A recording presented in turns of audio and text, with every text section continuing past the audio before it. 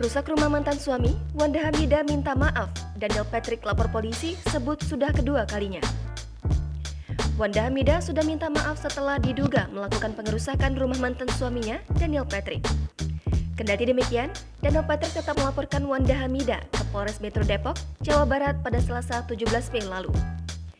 Laporan itu dibuat setelah Wanda Hamidah diduga melakukan pengerusakan rumah Daniel Patrick ketika akan menjemput anaknya. Kejadian tersebut terjadi pada Minggu 15 Mei 2022 malam. Saat itu, Daniel Patrick marah saat tahu Wanda Hamidah merusak rumahnya. Disebut sang artis diduga sampai melakukan pengancaman. Saat ditemui, Daniel Patrick menyebut kejadian ini bukan kali pertama. Pada 2 tahun sebelumnya, Wanda Hamidah disebut pernah melakukan pengerusakan rumahnya. Beruntung, Wanda Hamidah tidak dilaporkan ke polisi ketika pertama kali merusak rumah Daniel Patrick.